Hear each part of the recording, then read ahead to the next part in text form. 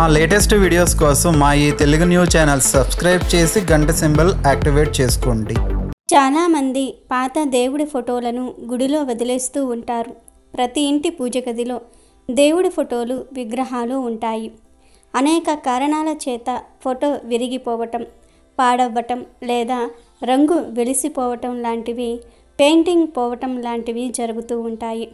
ఇలా పాతబడిపోయిన ఫోటోలను చాలామంది ఎక్కడైనా గుడిలో ధ్వజస్తంభం దగ్గర వదిలేస్తూ ఉంటారు.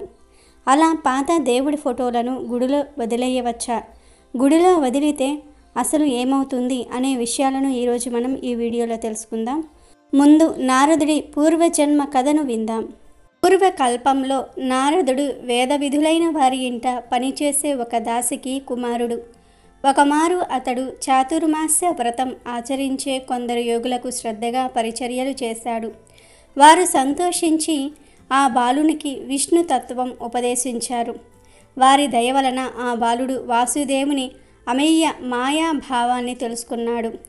ప్రణవంతో కలిపి వాసుదేవ, ప్రత్యుమ్న, సంరక్షణ, అనిరుద్ధ మూర్తులను స్మరించి నమస్కరించినట్లయితే సమర్థుడవుతాడని గ్రహించాడు. అతని తల్లి ఒకనాడు పాము కాటు వల్ల మరణించింది. అప్పుడు నారదుడు అన్ని బంధముల నుండి విముక్తుడై అడవికి పోయి భగవత్ రూపాన్ని ధ్యానించసాగాడు. ఏకాగ్ర ధ్యాన సమయంలో అతని మనసులో భగవత్ స్వరూపం గోచరించింది. కానీ మరుక్షణమే అంతర్ధానమయ్యింది. అప్పుడు చిత్రాకాంతుడై నారదుడు అడవిలో తిరుగుతూ ఉండగా అతనికి దివ్యవాణి ఇలా ఆదేశమిచ్చింది: ఈ జన్మలో నీవు నన్ను పొందలేవు, కానీ నా దర్శనం వల్ల నీ సందేహాలు తొలగి అచంచలమైన భక్తి చేకూరుతుంది. ఈ శరీరం త్యాజించిన పిమ్మట నా పార్షదుడవై నన్ను పొందగలవు అని దివ్యవాణి పలికింది. నారదుడు ఆ మాటలు విని సంతుష్టుడై నిరంతరం హరినామ జపం చేస్తూ కాలం గడిపి అంతిమ సమయం ఆసన్నమైనప్పుడు తన దేహాన్ని త్యాజించాడు. అనంతరం ప్రళయకాలం సమీపించగా ఒక సముద్రంలా ఉన్న ఆ జలరాశి మధ్యలో నిద్రకు ఉపక్రమించిన బ్రహ్మ శ్వాసలో ప్రవేశించి ఆయనలో లీనమయ్యాడు. 1000 యుగాల కాలం తర్వాత బ్రహ్మ లేచి లోకాలను సృష్టించటం ఆరంభించినప్పుడు బ్రహ్మ ప్రాణముల నుండి మరీచి మొదలైన మునులతో పాటు నారదుడు కూడా జన్మించాడు. కనుకనే నారదుడు బ్రహ్మ మానస పుత్రుడు అయ్యాడు. అలా నారదుడు అఖండ దీక్ష పరుడై విష్ణువు అనుగ్రహం వలన నిరాటంకంగా సంచరించగలుగుతూ ఉంటాడు. తాను స్మరించగానే నారాయణుని రూపం అతని మనసులో సాక్షాత్కరిస్తుంది. ఇలా తన పూర్వజన్మ కథను సాక్షాత్తు నారదుడే వేదవ్యాసునికి చెప్పాడు. ఇక వీడియోలోకి వస్తే, చాలామంది పాత దేవుడి ఫోటోలను గుడిలో లేదా చెట్టు మొదట్లో వదిలేస్తూ ఉంటారు.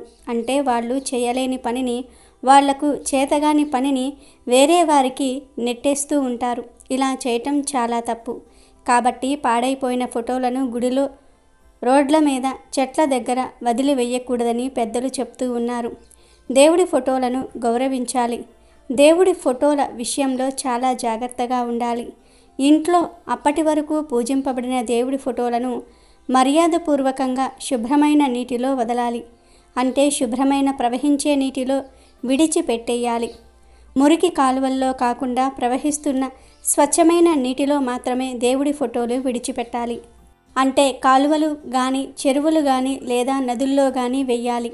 అలా వేసేటప్పుడు కూడా ఫోటోను విడదీసి అందులోని మేకులు, అద్దాలు, ఫ్రేమ్ ముక్కలన్నీ కూడా బాగా ఒకసారి కడిగి దేవుడి బొమ్మను నదిలో వదలాలి. ఆ తర్వాత ఫోటో ఫ్రేమ్ను నదిలో వదలాలి. అసలు మాకు దగ్గరలో ప్రవహించే నీరు లేదు అనుకునేవారు చక్కగా ఫోటోకి ఒక్కసారి నమస్కారం చేసుకుని అగ్నికి ఆహుతి చెయ్యాలి. అంతేగాని గుడిలో వదిలిపెట్టకూడదు. ఎక్కడ పడితే అక్కడ పడేయటం, మురికి కాలువల్లో వేయటం లాంటి పనులు అస్సలు చేయకూడదు. దేవుడి గదిలో పూజలందుకునే ఫోటోలు కానీ, విగ్రహాలు కానీ పాడైపోతే వాటి పట్ల కొంతమంది హిందువులు నిర్లక్ష్యంగా వ్యవహరిస్తూ ఉంటారు. పగిలిన, చిరిగిన ఫోటోలకు పూజ చేయకూడదు. చేస్తే అది ఇంటికి అరిష్టాన్ని తెచ్చిపెడుతుంది. ఇది అందరికీ తెలిసిన సంగతే. అలా పూజలు చేయకూడదని చెప్పి విరిగిపోయిన లేదా పాడైపోయిన ఫోటోలను దేవాలయాల్లో రోడ్డు పక్కన పాత దేవుడి ఫోటోలను వేయకూడదు.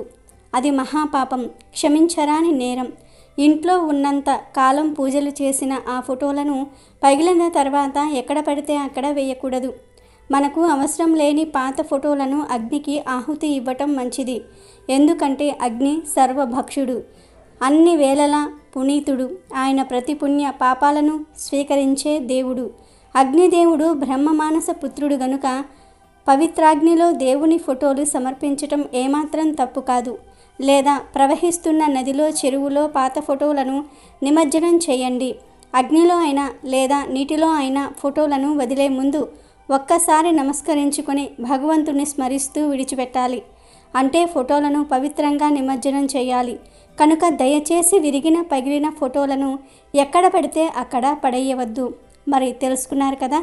మీ ఇంట్లో కూడా పాత దేవుడి ఫోటోలు ఉంటే ఇప్పుడు మనం చెప్పుకున్న విధంగా చెయ్యండి. అంతేగాని పొరపాటున కూడా దేవాలయాల్లో చెట్ల కింద వదలవద్దు. వీడియో నచ్చితే లైక్ చేయండి, షేర్ చేయండి, బట్ సబ్స్క్రైబ్ చేసుకోవడం మర్చిపోవద్దు.